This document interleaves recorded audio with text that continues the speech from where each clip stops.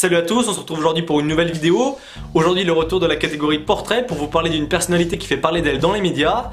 Et aujourd'hui justement j'ai envie de vous parler d'Emmanuel Macron, l'ancien ministre de l'économie qui risque fort de se présenter aux élections présidentielles en 2017. On commence tout de suite. Macron.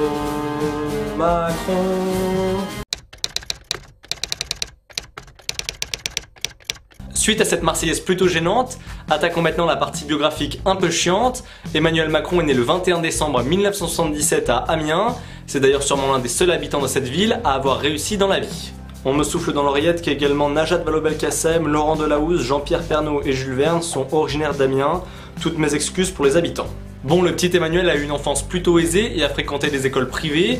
Il a eu son bac S mention très bien et a également fait l'école nationale d'administration. À sa sortie d'école, il a d'abord été inspecteur des finances avant d'être banquier d'affaires pour la banque Rothschild et compagnie entre 2008 et 2012. Cette banque n'a d'ailleurs rien à voir avec la banque Edmond de Rothschild qui a été citée dans les Panama Papers puisque la confusion a été faite plusieurs fois quand ce scandale est sorti. Durant ses 4 années de service à la banque, il est devenu millionnaire puisque les transactions qu'il a pu mener lui ont rapporté 2 millions d'euros bruts. Pas mal. C'est comme franchir le cap du million d'abonnés sur YouTube mais en mieux. Il quitte le secteur bancaire en 2012 pour devenir secrétaire général adjoint de l'Elysée jusqu'en 2014, date à laquelle il devient ministre de l'économie, de l'industrie et du numérique. Encore un grand titre pour pas grand chose. Durant son mandat, on lui donne notamment la loi Macron, d'ailleurs en fait on lui doit que ça, mais c'est quand même plutôt classe d'avoir une loi qui porte son nom. J'imagine bien la loi Weekly Reporter qui punit ceux qui regardent la télé-réalité et qui incite les gens à s'informer. Enfin bon, la loi Macron favorise le travail le dimanche, elle tente également de réduire l'attente pour passer son permis de conduire et à favoriser l'émergence de compagnies de cars qui sont venues concurrencer la SNCF sur des lignes nationales ou internationales, c'est le cas de Flixbus ou de Ouibus par exemple. Le mec a bossé son sujet. En avril dernier, Emmanuel Macron a lancé son propre mouvement politique qui s'intitule En Marche. Il ne se réclame ni de droite ni de gauche pour réunir le plus de monde possible. Politiquement, Emmanuel Macron est quand même ultra-libéral, il ne veut pas que l'État intervienne sur le marché, il veut que tout se régule naturellement, il était d'ailleurs en faveur de la loi travail. Emmanuel Macron a fait pas mal de voyages aux États-Unis et il défend d'ailleurs une vision un petit peu américaine du travail. Il est en faveur de la jeunesse, de l'innovation, des startups qui pourront créer les entreprises de demain et pourquoi pas tenter de concurrencer les USA. La meilleure punchline de son mandat sera quand même le meilleur moyen de se payer un costard, c'est de travailler, qu'il aura adressé à 2 grévistes qui protestaient contre la loi travail.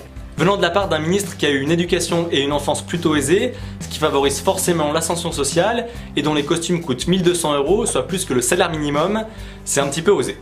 Suite à la création de son mouvement politique, les tensions se sont accentuées au sein du gouvernement, notamment entre Manuel Valls et Emmanuel Macron.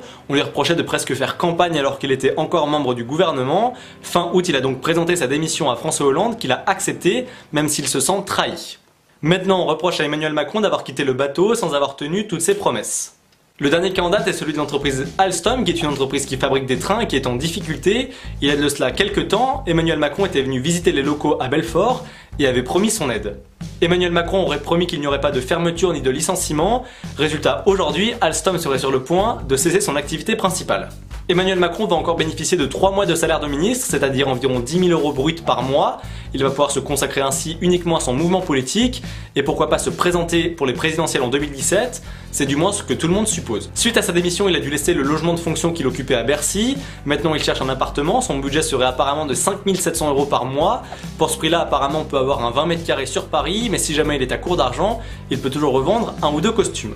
Jeune, ambitieux avec des idées plein la tête, les qualités qu'on peut trouver à Emmanuel Macron sont également les reproches que pas mal de gens peuvent lui faire. En effet, il n'est dans la politique que depuis 4 ans seulement et a occupé seulement un poste de ministre durant 2 ans. Pour certains, il n'a pas d'expérience suffisante, il ne connaît pas le terrain puisqu'il n'a jamais été élu local ou législatif. Il n'a d'ailleurs pas voulu briguer ses mandats, il n'est attiré que par une seule chose, la présidence de la République, mais pour certains, il brûle des étapes. Une nouvelle fois, je finis cette vidéo alors que le soleil s'est couché et que la batterie de mon appareil photo m'a lâché, mais il ne faut pas que ça devienne une mauvaise habitude. Allez, 2 petites anecdotes sur Emmanuel Macron pour terminer cette vidéo. Il a pratiqué la boxe française et le football durant sa scolarité, et il est marié à son ancienne prof de français qu'il a eu en première et ils ont plus de 20 ans d'écart. Mais bon, pour la dernière anecdote, tout le monde le savait, ils font d'ailleurs de belles photos de vacances ensemble. Allez, on en a fini avec cette vidéo, j'espère qu'elle vous aura plu et que vous aurez appris certaines choses.